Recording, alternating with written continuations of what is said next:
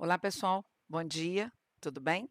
Hoje nós vamos então conhecer um pouquinho mais de Jean Piaget e as suas contribuições na teoria cognitiva. Bom, se comparado à teoria comportamentalista, apesar das duas correntes estarem num período muito próximas, o que difere, e eu queria explicar isso para vocês, que às vezes a gente fala assim: uma corrente veio antes da outra, às vezes não, às vezes as correntes elas estão simultaneamente numa discussão, né. Mas a gente consegue perceber quando um teórico se apropria daquele conhecimento, mas ele pensa diferente e aquilo vai dando, sentido a cada período histórico que nós estamos vivendo. Hoje, quando nós falamos de neurociência, nós não podemos descartar tudo que foi feito antes, para que a gente chegasse até aqui. Então, Jean Piaget, ele discordava, por exemplo, de Skinner, porque para ele, existia algo além do estímulo-resposta. Precisava ter alguma outra coisa que justificasse, por exemplo, eh, respostas tão diferentes nos indivíduos. E com base na observação dos seus próprios filhos, Piaget começa percebendo que nem todos os seus filhos davam as mesmas respostas para uma situação problema. E ele também começou a perceber que determinada faixa etária de uma criança, a resposta era diferente. Então eu acho que essa foi a grande sacada de Piaget e a grande contribuição dele na teoria cognitiva, foi perceber que existia algo além do estímulo-resposta, que seria o que ele denominou de mente, né, algo na mente do sujeito, ele busca para tentar resolver uma situação problema. Então, ele traz aí 2 conceitos de assimilação e acomodação. Esses conceitos, para a gente poder entender, eu vou exemplificar com uma atividade que nós tivemos numa aula de pedagogia, no curso de pedagogia, no ano passado. As alunas criaram um dominó. Esse dominó nós tínhamos formas geométricas. As extremidades, ao invés de serem bolinhas, como um dominó comum, eles eram formas geométricas. E nós aplicamos esse instrumento, refinamos com a ajuda de até professores na Veiga, nós temos um professor que ele é cego, ele contribuiu na criação desse jogo, porque era muito importante para a gente que nós não tínhamos essa dificuldade, que outras pessoas pudessem avaliar aquele instrumento para refinar e que ele ficasse, eh, com maior probabilidade de acertos. E aí, qual foi a nossa surpresa? Fizemos o dominó e aplicamos para crianças de 10 anos, eram meninas de 10 anos cegas. E qual foi a nossa surpresa? Elas tiveram dificuldade de executar a tarefa. Então, segundo a teoria de Piaget, elas tiveram dificuldade para assimilar. Então, eu disse para as minhas alunas: voltem lá e vamos escutar qual é a necessidade que essas meninas têm, para poder acomodar esse novo conceito, esse novo conhecimento. O que é acomodar? É dar conta dessa situação, do novo, transformando numa nova aprendizagem, sabendo resolver o problema. E aí as alunas foram lá, e o que elas descobriram? Que as meninas ainda não tinham aprendido formas geométricas. Então a professora, né, fez as formas geométricas de maneira grande, um tamanho maior, de acrílico, as meninas foram no Fab Lab, construíram lá, a forma de acrílico e elas voltaram para a escola, e foram ensinar as meninas o que eram as formas geométricas. Fizemos uma canetinha de madeira, ao ponto que quando a canetinha batesse num cantinho da figura, elas poderiam contar quantos lados, né, nós tínhamos aquela figura. Então, tudo isso para oportunizar esse novo aprendizado.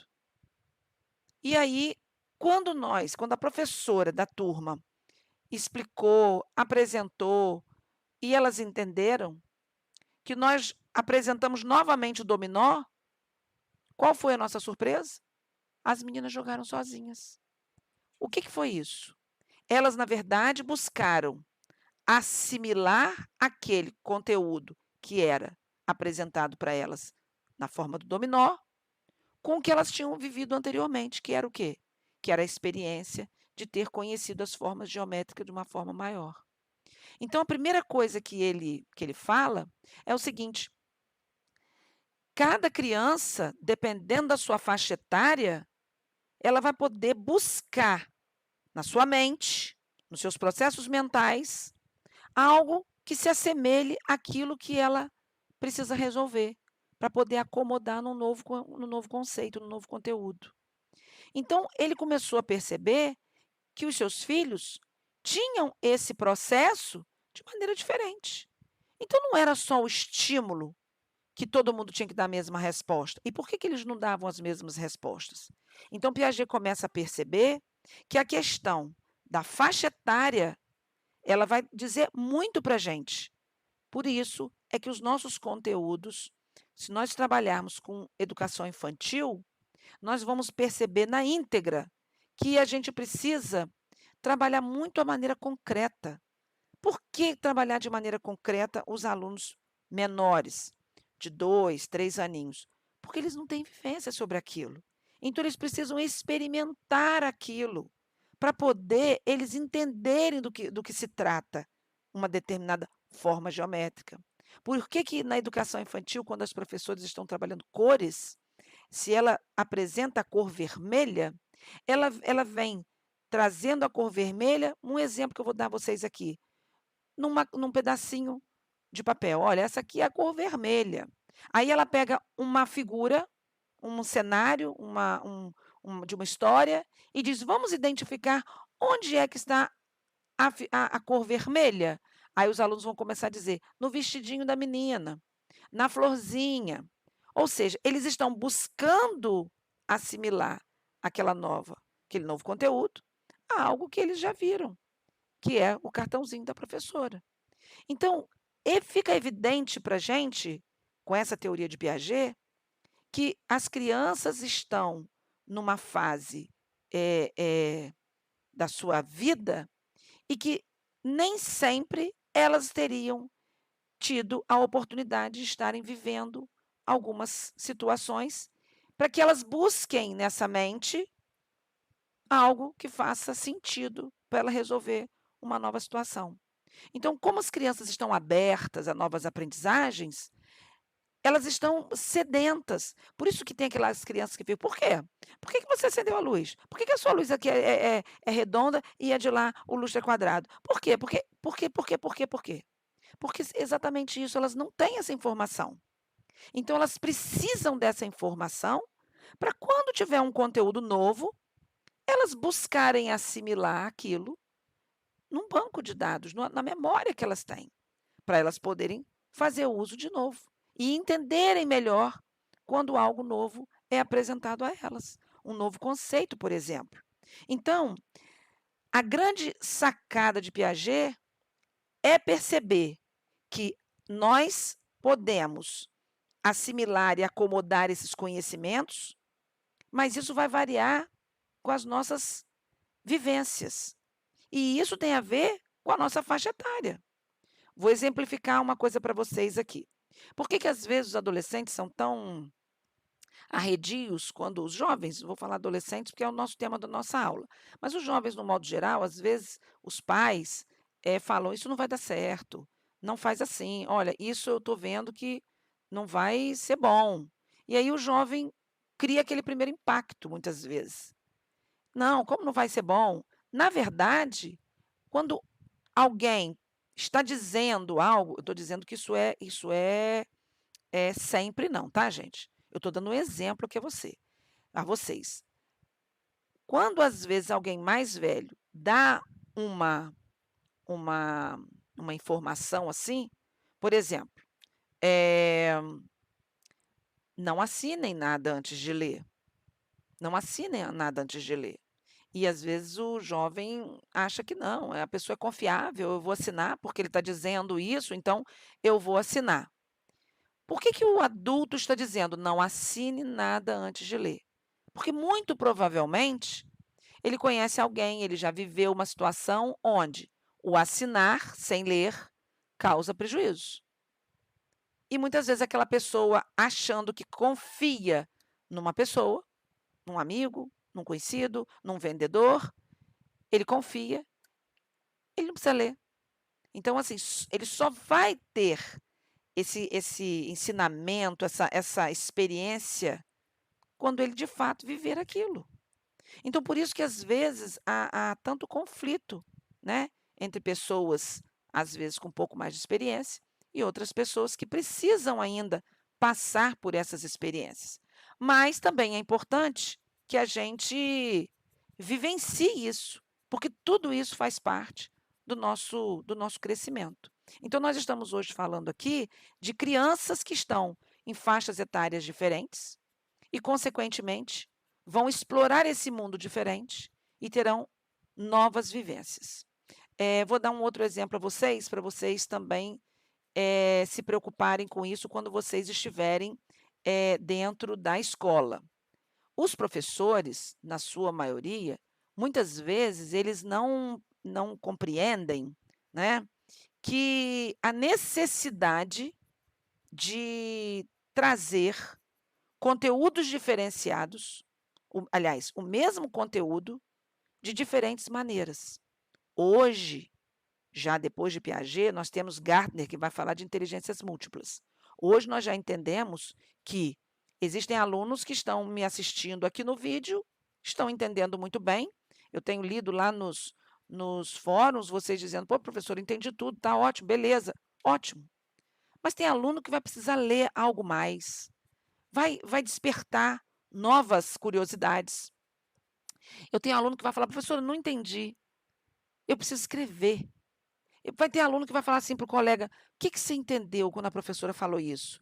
Fala para mim". Então são pessoas auditivas, são pessoas que precisam estar sistematizando de uma forma diferente. Então muitas vezes, o professor, ele vai ter e aí os psicólogos escolares, essa é a nossa função, né, de estar, mostrando essa necessidade àqueles professores que porventura não estiverem, compreendendo a sua função, no sentido de que os conteúdos eles precisam ser sistematizados de várias maneiras, porque nós temos inteligências múltiplas, não era o caso de Piaget. Piaget está falando de uma experiência de vida. Se a criança ainda não tem aquela vivência, fica mais difícil ele acomodar um conteúdo. Por isso que ele precisa fazer assimilações, ele precisa ter acesso a outras coisas. Aí vocês vão dizer para mim assim: "Jaqueline, mas uma criança de 2 anos, ela vai identificar um sapo, ok, mas ela só lá na frente, ela vai ter o conhecimento de outras situações, como diferença de animal silvestre e doméstico, réptil.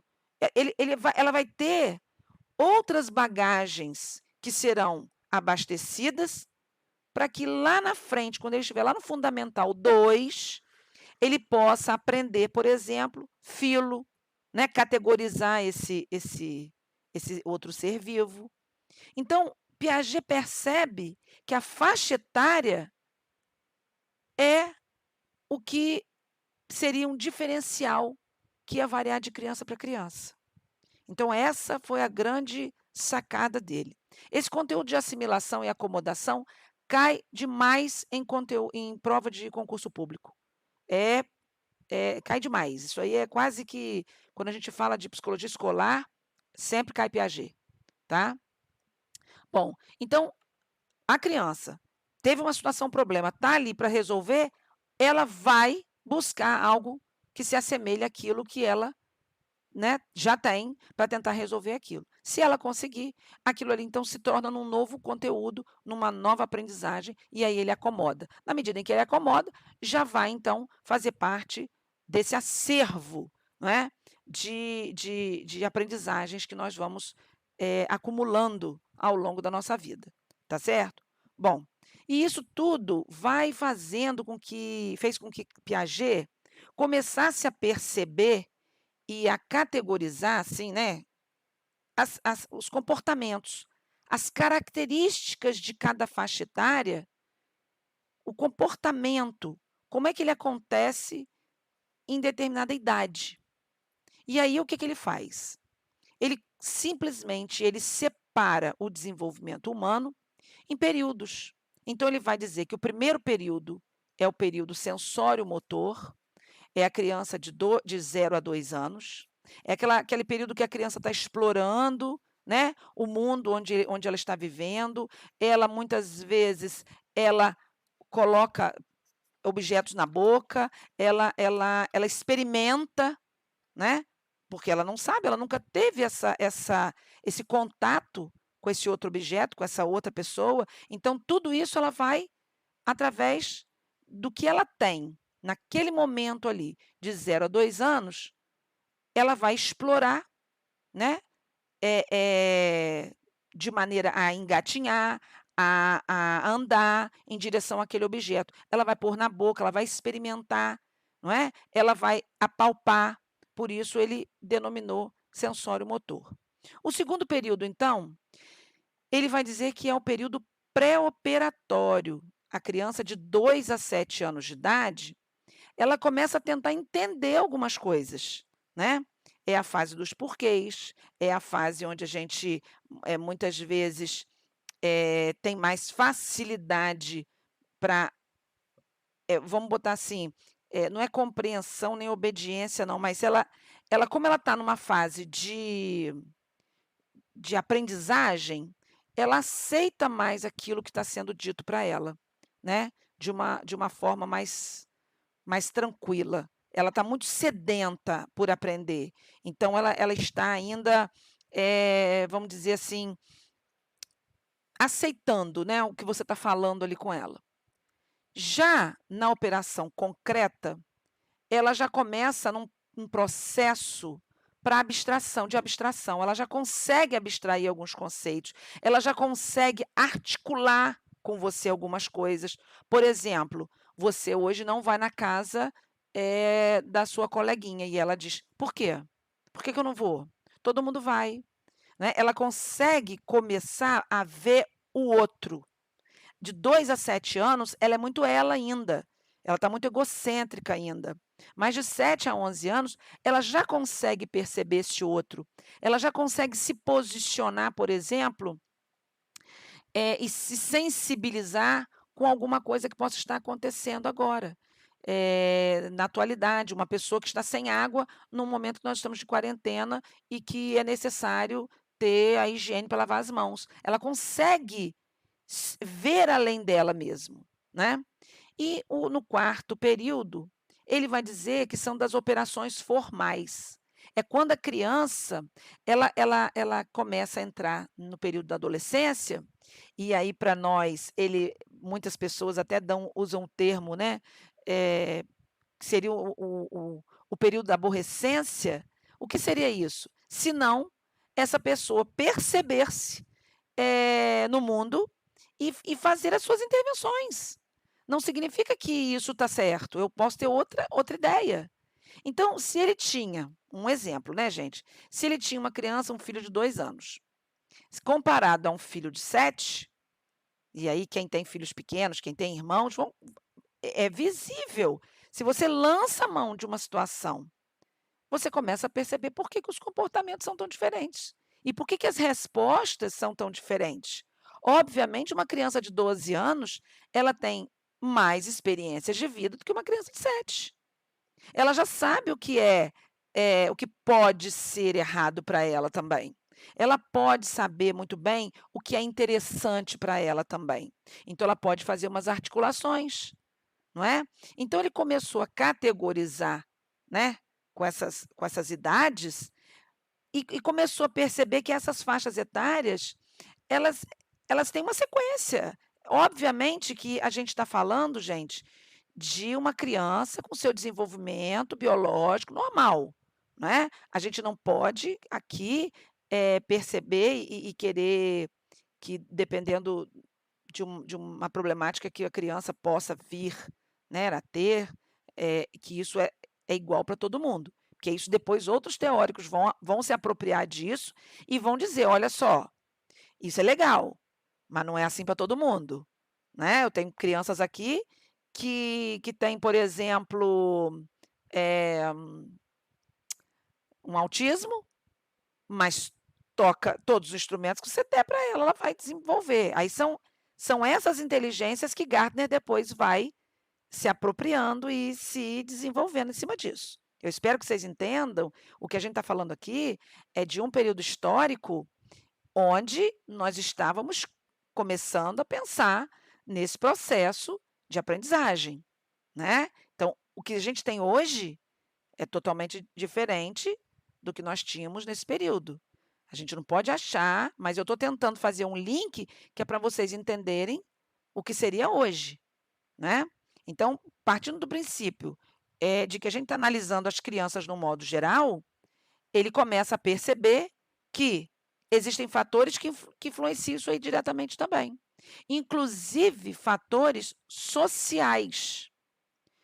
Se nós pararmos para analisar uma criança, por exemplo, de 7 anos, que precisa vender coisas para ajudar na renda familiar. E aí eu estou dizendo, tem criança que vende, 7, 10 anos, vende coisa em semáforo. E se você apanhar uma criança de 7 anos, de uma condição social favorável, né, uma classe social mais alta, você vai perceber que talvez a criança de 7 anos já tenha a necessidade, por exemplo, de dar um troco.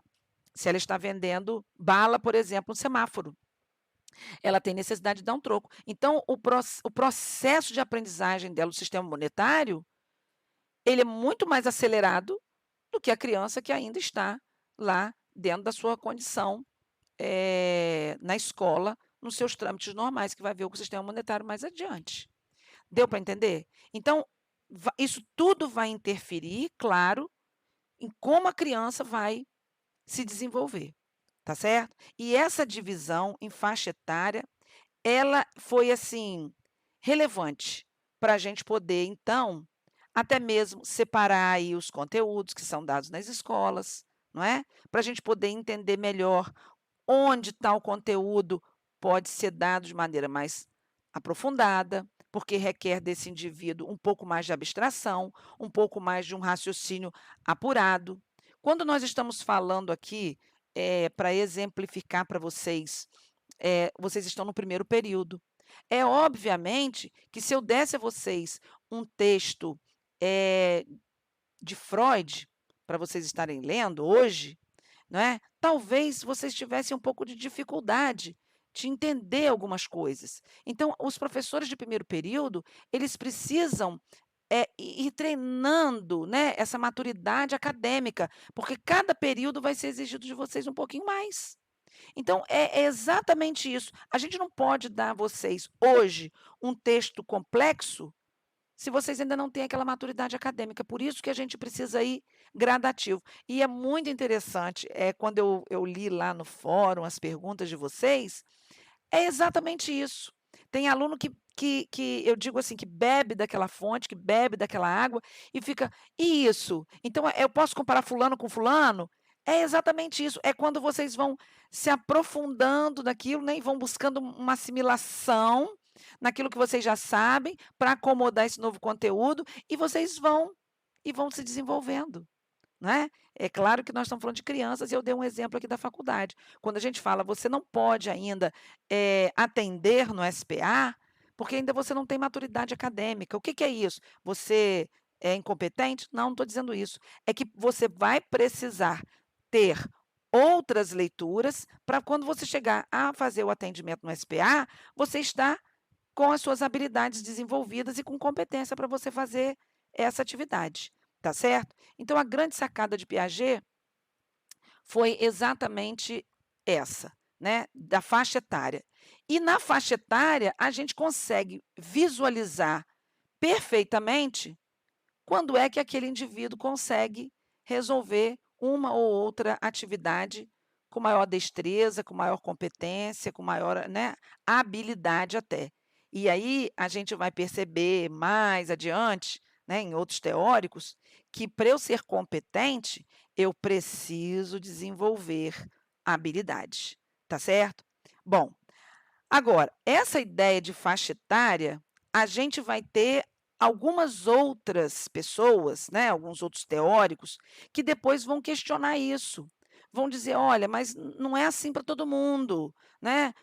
Foi aquilo que eu acabei de falar no slide anterior. Existem pessoas que, porventura, têm alguma dificuldade por algumas razões, como é que eu vou dizer para vocês? Uma dificuldade porque nasceram com alguma patologia, né. Nós temos também aí crianças, como eu dei o exemplo de crianças que vendem coisas no semáforo, né, eh eh, elas vão desenvolver algumas questões mais do que outras. Então não é bem assim, né, não é bem assim, não é isso aí não é regra. A gente precisa entender o contexto social daquele indivíduo, porque se a gente achar que todas as crianças de 0 a 2 anos vivem, pá, dessa maneira, a gente vai colocando todo mundo dentro de uma norma, né, a gente vai ter alguns problemas. Então, isso foi a grande percepção dele, isso que vocês precisam entender. A percepção dele é que a faixa etária envolve experiências de vida, e essas experiências vão ajudar na acomodação de novos conteúdos, porque eu vou assimilar novos conteúdos com conteúdos que eu já tenho.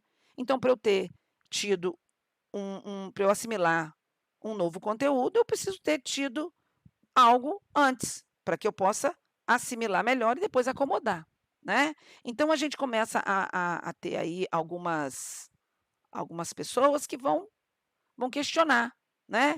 Eh, uma adolescente, por exemplo, de 15 anos na África, ele se torna um homem, ele se torna um guerreiro, se ele, fica na savana lá com um pequeno corte, por exemplo, na sua genitália, e aquilo vai, eh reverberar e exalar, né, um cheiro de sangue, outros animais vão para atacá-lo, e ele precisará se defender. Se ele estiver vivo, depois de 7 dias, 5 dias, ele é considerado um guerreiro, ele é considerado um homem, e ele tem funções dentro daquela sua tribo. Então, se a gente parar para analisar isso, um jovem de 15 anos que mora numa determinada localização, se você fizer isso com ele vai adoecer, ele pode vir a falecer, ele pode entrar em depressão. Então, assim, dependendo das condições, não é, culturais, isso tudo poderá ter uma interferência, mas essa foi a grande sacada dele aí, torno a dizer, né. Bom, e aí, Neil Postman, em O Desaparecimento da Infância, afirma que as mudanças culturais são de tal forma que em breve teremos só 2 grandes etapas do desenvolvimento humano, a infância e a idade adulta. A gente começa a perceber, eu trouxe essa temática aqui, porque nós estamos hoje vivendo consumo exacerbado, né. E aí, quando ele fala isso, né, nós vamos ter a infância, quer dizer, aquela criança, e depois de uma determinada idade, a pessoa já é adulta. Porque se nós analisarmos friamente, eh, nós estamos fazendo com que as crianças, fiquem um pouco mais adultas, quando na verdade não era para ser. E isso, existem estudos, né, sobre isso, a gente começa a perceber que a própria visualização de algumas cenas, por exemplo, de novelas mais picantes, mais calientes, nós percebemos hoje, com o advento da tecnologia, as crianças estão muito tempo, na internet, e muitos pais, muitas vezes, não sabem o que elas estão fazendo. Então isso tudo está dando a essa criança um acervo que, na verdade, não faria parte, do seu universo ainda sendo ela uma criança de 7, 10 anos. Então existem pessoas, existem crianças, existem pessoas que estão estudando esse comportamento das crianças, e a gente começa a analisar e a perceber, aí até mesmo uma alteração, não é? Não somente no comportamento, mas também na própria fisiologia. Nós estamos percebendo que as crianças estão, as meninas principalmente, estão menstruando muito cedo, né? Eh, e tudo isso tem contribuído para que essa criança, aprenda, não é, a seduzir, aprenda a outros mecanismos que ainda não fariam parte da sua história de vida com tão pouca idade. Vou dar um exemplo a vocês, que vocês podem fazer um experimento, né. Eh, Você pode colocar aí uma música de criança, numa festa de criança, e de repente, né, você passa um carro na rua com um funk mais alto. Observa o comportamento das crianças, como as crianças vão aprendendo os trejeitos da própria música, numa situação mais sensual até, né. Então a própria letra da música, ela já ela já oportuniza isso, né. Então quando vulgarmente, né, eu vou falar aqui um termo, né, quando dependendo da música, é que você usa um termo, eh que você tem que encostar o bumbum no chão, né, eu estou aqui usando um termo, né, entre aspas aqui, né. Então, o cantor ele não fala de encostar o bumbum no chão, quando para criança a gente usaria esse termo, né. Então quando as moças que estão fazendo lá as suas, performances num palco, não é, ou seja do Domingão do Faustão, ou seja no Luciano Huck, isso tudo está influenciando essa criança nesse processo de aprendizagem. Então, existem vários vídeos na internet de crianças hoje fazendo coisas que a gente fala assim: "Nossa, parece um adulto em miniatura", né. Então tudo isso, altera o nosso período aí do nosso desenvolvimento. E uma coisa que eu quero estar aí chamando atenção, é que muitas vezes, os pais eu tenho visto também escolas, às vezes, colocam determinadas músicas que ainda não estão apropriadas para a escola, várias músicas, tem vários vídeos na internet já denunciando isso, né. Eu assisti o último, se não me falha a memória, eram crianças mais ou menos em torno de 5, 7 anos, onde elas estavam, fazendo uma simulação do próprio ato sexual. Mas elas faziam aquilo, até sem saber do que elas estavam fazendo, mas elas estavam sendo, incitadas pela música, elas estavam sendo estimuladas por aquilo ali. Aí se a gente para analisar, então toda música que aparece assim, eu tenho que fazer isso? Não. Então eu tenho que assimilar que às vezes em algum momento, algum contexto, eu não posso fazer isso com as crianças, eu não posso trazer esse tipo de música para as crianças. É agora mesmo, no ano passado, final do ano passado, uma escola pública que fica próximo da minha casa, eu escutei inúmeras músicas, eh, que não são apropriadas para estarmos aí num ambiente escolar, né. Vocês vão dizer para mim assim: "Ah, Jaqueline, mas isso é cultura, isso é isso aí então é ditadura, a gente não pode, eh eh, trabalhar essas músicas". E aí eu vou dizer para vocês, olha só, se você for numa festa, onde vocês estão, onde tem adultos, e você se comportar dançando dessa ou daquela forma, você sabe que aquilo ali, se é permitido ou não. E é isso que a gente vai estudar mais adiante quando a gente for falar de moral. Tá certo? Você saber que existe uma regra e você ferir a regra, você vai de encontro à moral. Então, não tem nada a ver com ditadura aqui, não tem nada a ver com questões comportamentais. Tem a ver que nós estamos, muitas vezes, sem perceber que estamos estimulando crianças a fazerem coisas que ainda não está no seu período na sua faixa etária apropriada para aquilo. Se nós estamos sensualizando as crianças muito cedo, a gente corre o risco da gente começar a ter aí, por exemplo, e é isso eu não estou afirmando, a gente pode, fazer pesquisas sobre isso, o quanto essa sensualização da infância traz para o humano adulto questões de atração, questões ligadas à repugnação, né, eu repudio isso, isso são temas que a gente precisa estudar, tá certo? E isso é psicologia social.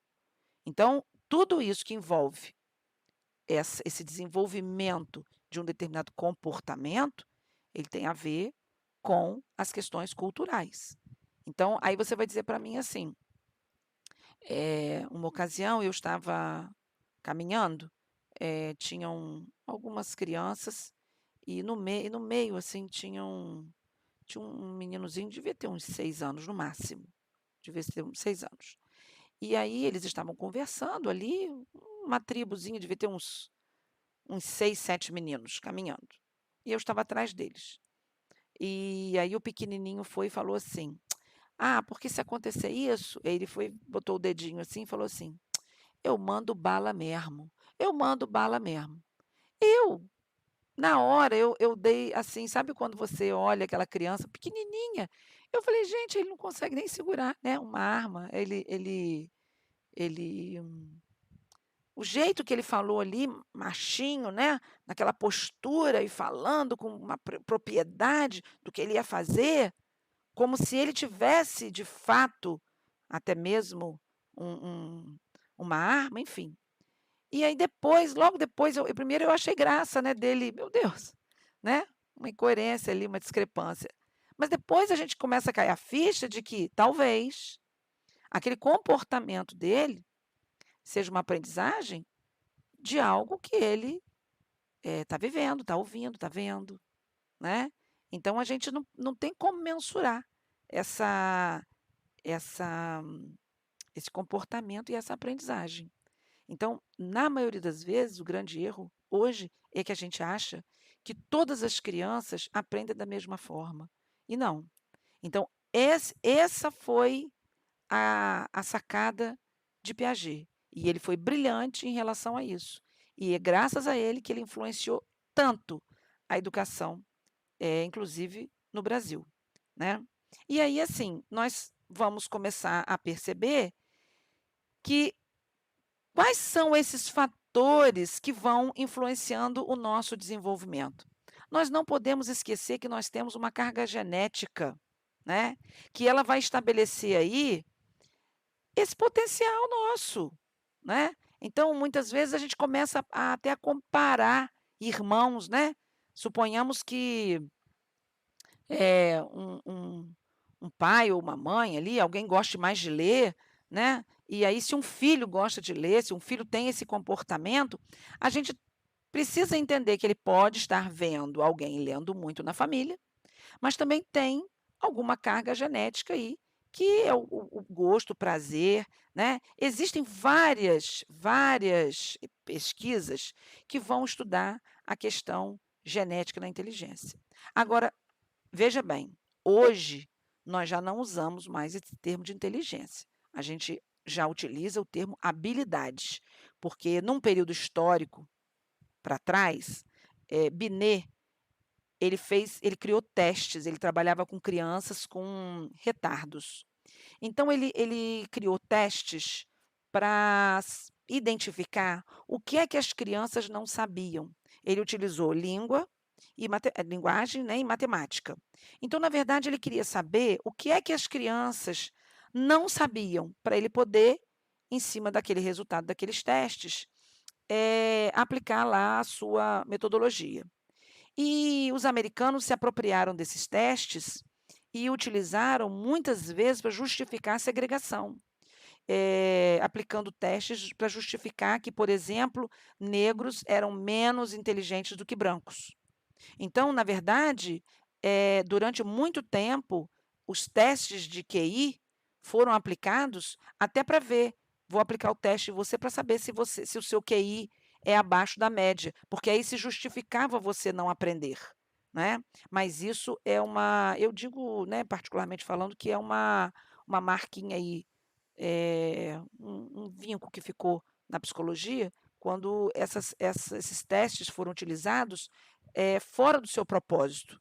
E aí, isso reverberou, assim, uma série de críticas, né, em relação a isso. Então hoje a gente não fala, né, fulano é mais inteligente do que o outro, Beltrano sabe mais, também puxou a família do pai ou a família da mãe, enfim. Mas nós não podemos, deixar de avaliar aí a questão da hereditariedade, tá certo? Então, dependendo do meio onde essa criança vive, ou seja, dependendo da forma como essa criança é estimulada, a gente pode ter aí algumas até alterações, né. Então o meio é o grande influenciador aí desse desenvolvimento humano. E é aí que Vygotsky vai começar a aparecer nesse cenário, porque os comportamentalistas falaram de estímulo-resposta. Piaget vem falar: "Espera aí, não é só estímulo-resposta, tem algo mais, tem uma mente por trás disso".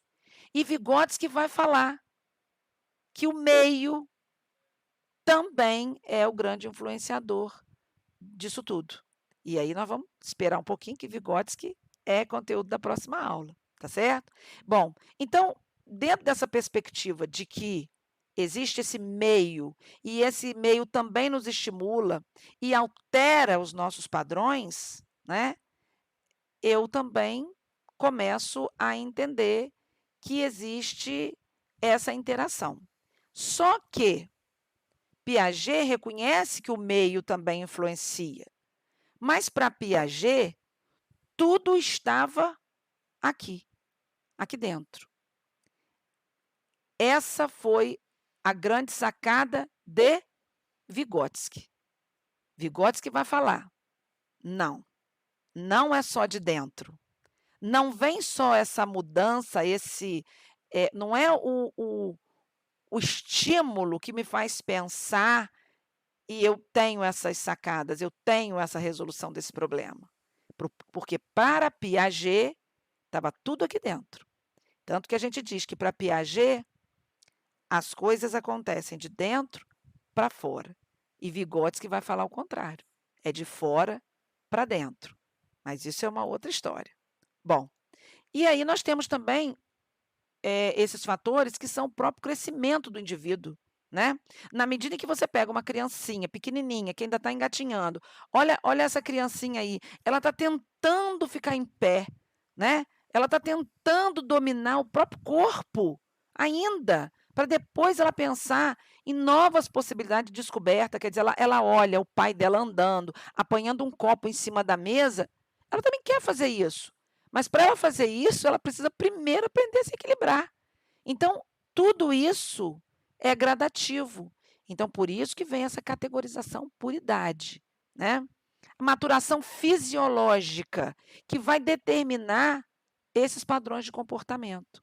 Então, veja bem, algo aqui que eu quero chamar muita atenção de vocês quando vocês estiverem, na escola, tá. Os pais, às vezes, eles estimulam tanto aí vou voltar um slide aqui, ó, o meio. O meio vai influenciar e muito. Então nós podemos ter uma mãe, um pai, que estimule lá o seu filho muito, muito. Apresenta cores, apresenta números, escreve e compra caderno disso, compra caderno daquilo. E a criança, quando vai para o processo de alfabetização, ela muitas vezes ela já sabe ler, ela já sabe escrever.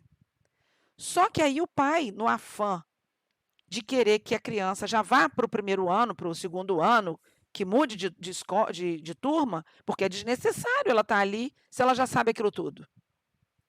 Existe algo que é a maturação fisiológica. Então nós precisamos aprender, nós vamos precisar passar ainda por algumas estruturas, para poder reforçar algumas estruturas. Nós vamos, passar por estágios, para reforçar algumas estruturas. Então, por exemplo, para segurar um lápis, para manusear esse lápis, nós precisamos trabalhar a musculatura fina. Então, muitas vezes, só pela criança saber na oralidade, não significa que ela está pronta.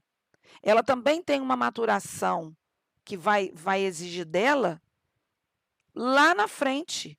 Então, é muito comum quando os pais querem pular a série do filho, lá na frente, quando chegar no sexto, sétimo ano, ele reprova. Por quê? Porque ele é muito inteligente, a gente às vezes usa esse termo, né, para a família. Olha, seu filho é muito inteligente aqui onde ele está. Deixa ele aqui mesmo, ele vai ser ótimo aluno, né? Ele está desenvolvendo bem, ele tem todas as habilidades necessárias aqui. Mas se você pular ele de série, talvez essa maturidade que ele precisa desenvolver para abstrair alguns outros conhecimentos, algumas outras questões, vai faltar para ele. Então, vamos deixar ele aqui, vamos conversar um pouquinho mais. E às vezes a família não aceita. A família quer porque quer, até para baratear o custo, menos um ano de escola, né? Então, se ele já sabe cores, para que ele vai ficar aqui na educação infantil aprendendo cores, fazendo coisas que ele já sabe? Então, a gente precisa respeitar esse momento da criança. A gente precisa respeitar essas fases, tá certo? E aí, dentro dos aspectos do desenvolvimento humano, nós também temos que perceber algumas outras situações. Dentro do aspecto físico-motor, nós estamos nos referindo ao crescimento orgânico, ou seja, esse crescimento neurofisiológico desse indivíduo que vai dar a ele uma capacidade de manipular objetos. Quando eu falei para vocês da musculatura fina, eu estou falando desse aspecto físico-motor. Trabalhar a musculatura fina, às vezes, quando a gente dá uma tarefa para a educação infantil de fazer pequenas bolinhas com folhas de revista, papel crepom, o que nós estamos exercitando? Musculatura fina. Para quê? Para que ele possa depois exercitar a própria caligrafia. Então, tudo isso a gente precisa ter tempo. A criança precisa passar por esses processos. Um outro exemplo que eu trouxe para vocês aí, ó, uma criança leva a chupeta à boca ou consegue tomar mamadeira sozinha por volta de 7 meses, porque já já coordena, né, os movimentos da mão. Então, é muito comum, quando as crianças estão em processo lá na educação infantil, segurarem o lápis assim. Quer ver? Vou mostrar a vocês, ó. Segura o lápis assim. E aí ela pinta, fazendo esse movimento. Às vezes ela projeta uma força tão grande que quebra o lápis, que rasga a folha, que a garatuja, que a gente chama, que é aquele desenho infantil, sai com o lápis bem forte, bem marcado, não é? Então, se a gente souber trabalhar bem a musculatura fina, a criança consegue fazer movimentos que vão dar a ela, depois, a habilidade necessária para ela ter a escrita, por exemplo. Aspectos aí intelectuais, é a capacidade do pensamento e de raciocínio. Uma criança puxar com o cabo de vassoura um objeto que está embaixo da cama. Um jovem planejar o que fará com a sua mesada. Então, veja bem, esse aspecto intelectual nós vamos desenvolver na medida em que nós temos outras experiências. Quando eu disse aí, uma criança pega uma vassoura para puxar um objeto que esteja caído lá embaixo da sua cama, do sofá, é porque ela naturalmente ela já viu alguém fazer isso. Então ela vai também aprendendo uma aprendizagem que se chama vicária, que é uma aprendizagem só de olhar. Só de olhar, eu já estou aprendendo o que a outra fez, eu vou fazer também. Muitas vezes aprendemos coisas erradas só de olhar, né? Mas nessa fase em que a criança está, ela vai desenvolvendo essas suas experiências, muitas vezes só no olhar. Bom, um outro aspecto também que a gente precisa levar em consideração aí é o aspecto afetivo emocional, que é muito particular de cada um de nós, de como que nós vamos perceber essas experiências que nós temos. Hoje mesmo, no fórum, um aluno me perguntou assim: se todo estímulo, né, daria a mesma resposta, então se alguma coisa nesse sentido. E eu até escrevi para ele assim: "Olha, isso vai depender de como cada um de nós reage àquele estímulo". Por exemplo, uma pessoa pode falar com a gente e eu posso sentir: "Ai, eu não quero falar com fulana não. Ai, eu tenho medo dela brigar comigo, tenho medo", um chefe, né, "eu não quero", porque provavelmente na vida daquela pessoa, algum chefe pode ter falado com ela de uma maneira mais áspera, ou aquela dúvida que ela teve naquele momento de uma sala de aula, o professor ridicularizou, e aí como ela recebe aquilo, ela leva para a vida dela. Então muito do que nós vamos investigar na clínica e está envolvida nesse aspecto aí, afetivo emocional, ou seja, como cada um vai reagindo de acordo com aquele estímulo.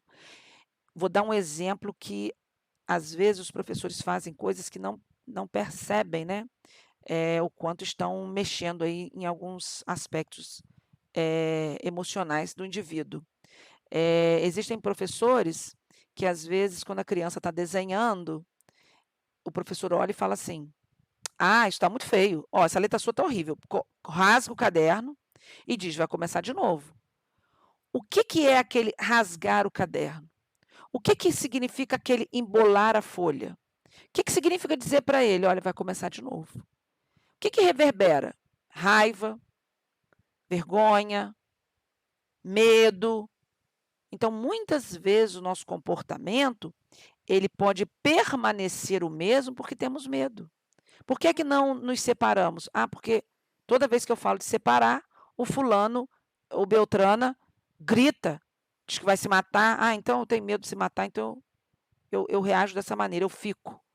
Então, cada um de nós tem um modo muito subjetivo de reagir a uma determinada experiência da nossa vida, tá certo? Aí eu coloco a sexualidade faz parte desse aspecto. Por quê? Porque eu já até falei também em sala de aula. Eh, Se a criança está se masturbando, por exemplo, em sala de aula, quando eles estão se conhecendo, eles às vezes fazem isso. Eles não têm, essa noção, quando eles estão se descobrindo, que aquilo pode ou não pode ser feito publicamente. Eles simplesmente sentem prazer, e quem que não quer sentir prazer várias vezes, né, se algo te dá prazer? Todo mundo quer. E a criança não é diferente disso. Então, muitas vezes, os familiares, os cuidadores, ou até mesmo os professores, vendo uma criança se masturbar, pode dizer assim para ela: "Olha, não faz isso, isso não é de Deus. Olha, papai do céu está triste com você, você está fazendo isso de novo". O que que isso pode reverberar para essa criança? Ouvindo uma fala dessa, por exemplo. Se todas as vezes que eu sentir prazer eu estou fazendo uma coisa feia, uma coisa negativa, uma coisa que papai do céu está vendo, vai me castigar por isso, então eu não faço.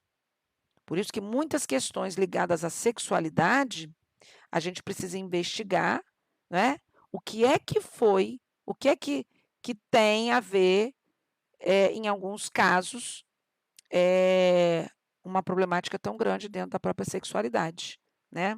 Por que que para algumas pessoas assumir a sua homossexualidade é tão difícil, é tão, eh, cruel sob o ponto de vista de algumas pessoas até tentarem suicídio, algumas pessoas até, se mutilarem, algumas pessoas até entrarem num processo depressivo. Então, tudo isso aí a gente precisa levar em consideração. Eu trouxe aí, ó, a vergonha que sentimos em algumas situações, o medo em outras e a alegria de rever um amigo querido. Então, tudo que é bom para a gente vai querer sempre. Um exemplo que a gente pode trazer aqui é o fato da gente estar hoje em quarentena sem poder se ver. E todas as vezes que eu vou gravar um vídeo para vocês, mesmo vocês não estando aqui na minha frente, eu me emociono.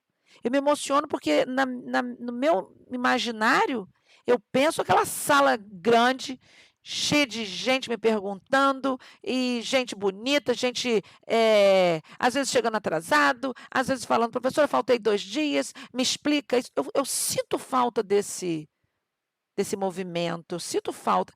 E quando nós pudermos nos reencontrar de novo, né, vamos em breve, se Deus quiser, talvez a gente sinta falta desse momento aqui. Ai, meu Deus, tão bom aquele momento que a gente falava, tirava as dúvidas com a professora, né, não tinha que esperar uma semana para vê-la, eu mandava um zap para ela, ela me respondia, eu ia lá no fórum de dúvidas e ela me respondia, entende? Então, o que que cada coisa que nós, estamos vivendo vai representar para a gente aspectos positivos ou negativos dentro de um quadro afetivo. Então, a nossa vida é cheia de experiências negativas e positivas. Como nós vamos dar conta disso, é que é a grande sacada, né. E temos também aí o aspecto social, que é a maneira como o indivíduo reage diante das situações que envolvem outras pessoas. Então, veja bem, eu queria só voltar aqui no aspecto emocional, que eu lembrei de uma outra coisa que hoje a gente já na neurociência já começa a perceber, que a dependência química, que questões ligadas à alimentação, elas estão ligadas à produção de dopamina. Então isso influencia o nosso comportamento, por isso que nós queremos sempre algo, né, existem pessoas que são viciadas em outras coisas, em jogos eletrônicos, é porque isso tudo reverbera na gente, é uma situação prazerosa, que isso a gente vai ver em neurociência, isso não é aqui ainda não, tá bom? Bom, vamos lá, os aspectos sociais. Nós percebemos que as crianças, elas interagem muito bem umas com as outras, muito bem. Nós, adultos, é que vamos colocando limites nessa questão social. Não chega perto de fulano, fulano está cheio de piolho. Ó, Beltrano não come, não traz merenda, ele vai comer a sua merenda, então não senta perto de fulano. Então, como nós reagimos diante de algumas situações, isso vai dentro desse aspecto social nosso, mas a gente sofre influência. Existem pesquisas, existem estudos que mostram que os bebês são altamente altruístas. Inclusive, coisa de uns 2 anos, os estudos que foram feitos, os experimentos que foram feitos com bebês, mostraram isso. Quero só dar um adendo aqui para vocês, que toda experiência que é feita com ser humano, ela tem que passar por um comitê de ética. E esse comitê vai avaliar que tipo de experiência vocês vão fazer, porque existem experiências que podem traumatizar. Olha o aspecto afetivo emocional aí. Então, existem experiências que podem traumatizar uma criança só pelo fato de ela estar fazendo aquela experiência, mas ela muitas vezes, o comitê de ética vai dizer: "Não, você não pode fazer essa experiência", tá bom? Então, só esse adendo aqui para vocês entenderem. E aí eu vou narrar para vocês quais foram as experiências. Eh o pesquisador queria provar que todas as crianças são altruístas, por natureza. Ou seja, todas as crianças têm esse lado bom, né. Nós, depois, nesse socializar com essa criança, é que vamos dando a ela, ensinando a ela algumas questões, inclusive o preconceito. Bom, e aí o que que ele qual foi a experiência dele? Ele simplesmente fazia de conta que ele estava escrevendo numa mesa com canetas grossas, né, que chamasse a atenção da criança. Então ele está ali, fazendo de conta que ele está trabalhando. E a criança estava ali no cenário. E aí a criança tinha alguns brinquedinhos no chão, onde ela estava brincando, distraída. E aí, do nada, ele fingia que a caneta caía da mesa. E ele se projetava em cima da mesa e ficava assim como que se quisesse apanhar a caneta, mas não alcançando a caneta com as mãos. E aí ele ficava: "Ai, ai", né, projetando ali para a criança uma dificuldade. E a criança parava de brincar, olhava para ele, via a caneta no chão, ia lá engatinhando, muitos deles bebezinhos ainda, engatinhava, pegava a caneta, segurava na mesa e dava a caneta para ele. E ele agradecia a criança e continuava fazendo o experimento. Aí alguns outros pesquisadores, quando ele mostrou a pesquisa dele, falou assim: "Olha só, essa pesquisa não está valendo não, porque tem algo aí nesse contexto que pode ter feito essa criança te ajudar, que foram os brinquedinhos delas. Então, se elas estavam brincando, olha como é que os teóricos eles vão pensando em todas as possibilidades. Se elas estão brincando com os brinquedinhos dela ali e o seu objeto caiu, ela fez uma assimilação de que você também estava precisando do seu brinquedo. Então, por isso ela lhe deu.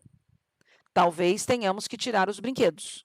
E aí, novamente, ele pegou novas crianças e ele fez de novo o experimento.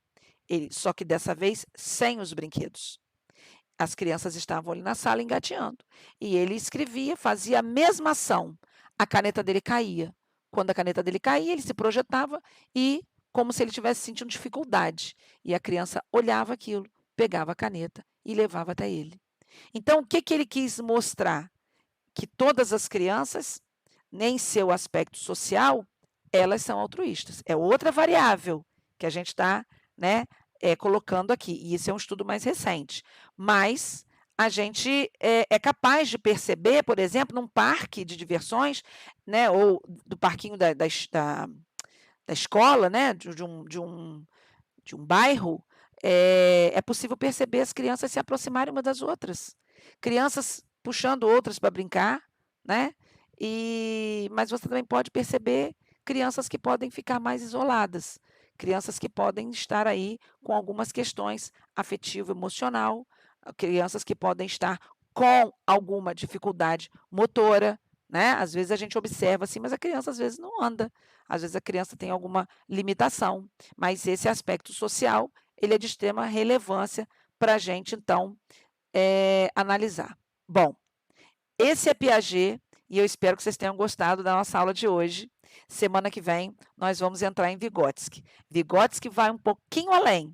E aí, em Vygotsky, ele vai começar então a falar de uma teoria socio-interacionista.